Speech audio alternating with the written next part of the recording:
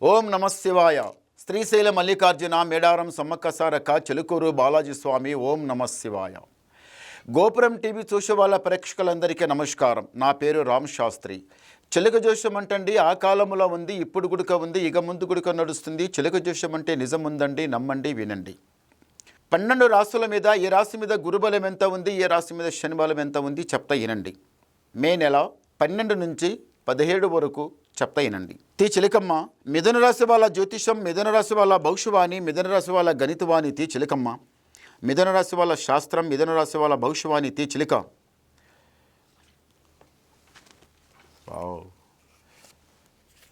మిథున రాశి వాళ్ళకి సాక్షాంగా రాధాకృష్ణ ఈసారి కళ్యాణం ఎవరిదైతే అవుతుందో సాక్షాంగా వాళ్ళ జోడి రాధాకృష్ణ లేకనే ఉంటారు. రాధాకృష్ణ లేక అంటే అర్థం ఏమిటండి? రాధాకృష్ణ అంటే ఓ కృష్ణుడు ఏమో, గోపికులు చాలామంది ఆయనకి అప్పుడు ఎట్లా ఉండరు, మరి ఈ కాలం ఎట్లా, అదంతా కాదండి. రాధాకృష్ణుల ప్రేమ చాలా గొప్ప ప్రేమ. రాధమ్మ మీద కృష్ణుని ప్రేమ, కృష్ణుని మీద రాధమ్మ ప్రేమ, చాలా ప్రేమ. అంతటి ప్రేమ. ఇగో, ప్రేమతోన పిడికిడి తిన్నా అమృతం, ప్రేమ లేకుండా గంపెడి తిన్నా విషం. అది కరెక్ట్ కాదు. ప్రేమతోన నడవాలి, అది మంచిది. ఈసారి మీకు దొరికే భర్త చాలా గుణవంతుడు, చాలా తెలివిగలవాడు, మంచి గుణవంతుడు. అమ్మాయికి అబ్బాయి అయితే చాలా తెలివిగల అమ్మాయి. ఎంతటి మంచి అమ్మాయి అంటే అంత తెలివిగల అమ్మాయి, గుణానికి గుణం కలిసిన అమ్మాయి.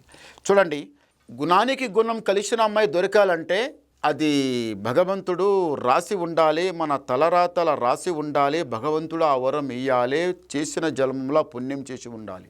గుణానికి గుణం కలిసిన అమ్మాయి దొరకాలంటే దొరుకుతారు. చాలామంది కళ్యాణం అవుతుంది, ఇంట్లోకి వెళ్ళి పోతాం, అరే ఆ ఊర్లో అమ్మాయి ఉందంట, పోయి చేద్దాం నడవండి అని ఇక వెళ్తాం, పోయి ఆ అబ్బాయికి పెళ్లి చేసుకొస్తాం. లేకపోతే అమ్మాయి కన్నా మంచి అబ్బాయి వచ్చిండు, సరే అందగాడి మంచిగా ఉన్నాడు, వాళ్ళకి ఇల్లు ఉంది, ఆస్తుంది, చేద్దామంటారు. పెళ్లి చేసిన తర్వాత తెలుస్తుంది కథ అంతా ఉల్టా పల్టా మొత్తం.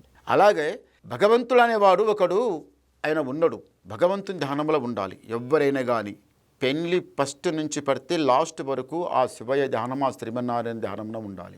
ఉంటే ఆ భగవంతుని దయ వలన మంచి గుణవంతుడు అవుతాడు. మంచి గుణవంతుడు దొరికిందనుకోండి, తర్వాత ఎట్లా ఉంటాయి తెలుసా? మంచి భార్య అబ్బాయికి దొరికితే, మంచి భర్త అమ్మాయికి దొరికితే వాళ్ళ ప్రేమ, వాళ్ళ లైఫ్ ఎట్లా ఉంటుందంటే, ఒక బండికి 2 ఎద్దులు కడితే నీట్గా ఎట్లా నడుస్తుందో ఆ సంసారం అట్లా నడుస్తుంది. ఒక సిప్పు, ఒక పడవ సముద్రం మీద ఎట్లా నడుస్తుందో అలా నడుస్తుంది.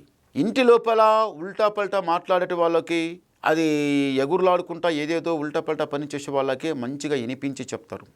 ఎవరో తేడాబింగా మాట్లాడుతుంటే వాళ్ళకి ఎట్లా మాట్లాడతారంటే, అమ్మ మీరు ఏం మాట్లాడుతున్నామని వాళ్ళకు కోపంతో నా ఎగురులాడుకుంటా దుంకులాడుకుంటా మాట్లాడిన తర్వాత మీరు గమ్మున ఉంటారు. వాళ్ళ కోపం దిగిపోయిన తర్వాత అప్పుడు ఏ విధంగా మాట్లాడాలో ఆ విధంగా మాట్లాడతారు. ఏం మాట్లాడుతున్నావయ్యా నువ్వు, ఎందుకు ఉరుకులాడుతున్నావు, ఎందుకు ఈ మాట మాట్లాడుతున్నావు, తప్పునేది, గమ్మును కూర్చోమని అప్పుడు వాళ్ళ కోపం దిగిన తర్వాత అప్పుడు నిదానంగా మాట్లాడతారు.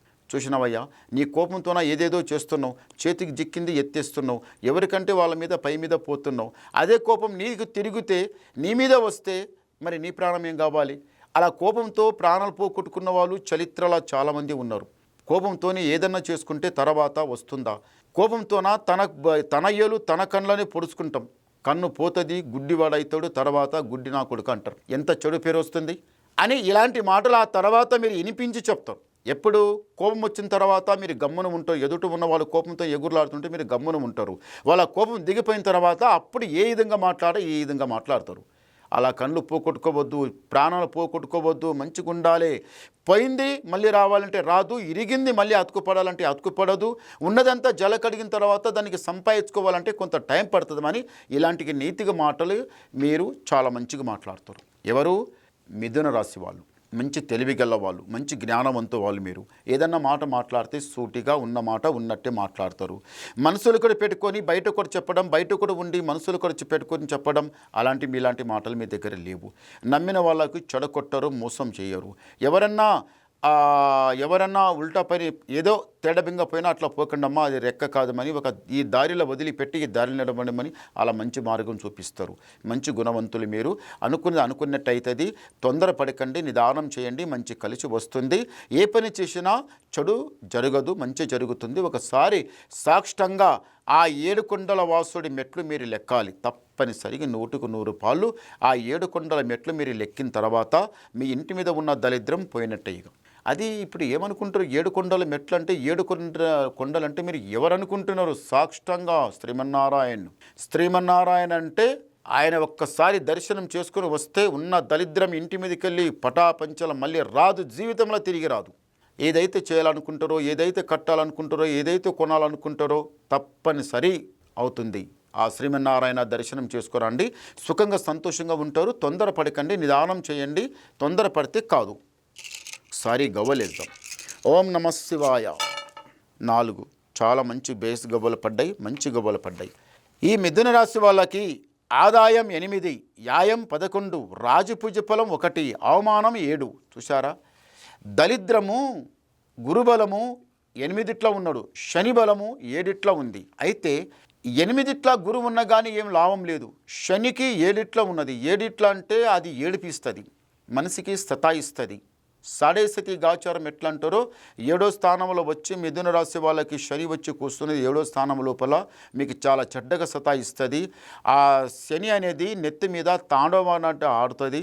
మీరు తొందరపడవద్దు. భగవంతుని ధ్యానంలో నడవండి, ఆ శ్రీమన్నారాయణ ధ్యానంలో నడవండి, మీకు అంత మంచి జరుగుతుంది. తొందర మాత్రం పడకండి. నాకు ఫోన్ ద్వారా మాట్లాడండి. ఇంకా మీకు ఏం డౌట్ ఉందో డౌట్ మొత్తం క్లియర్ చేసేస్తా. ఏమంటే దీంట్లో మస్తు ఉంది, అదంతా చెప్పాలంటే ఇక కాదు. ఇక మాకు ఏమన్నా ఫోన్ ద్వారా నాకు మాట్లాడండి, మీ ఉన్న డౌట్ క్లియర్ చేసేస్తా, మొత్తం చెప్పేస్తా. నమస్కారం.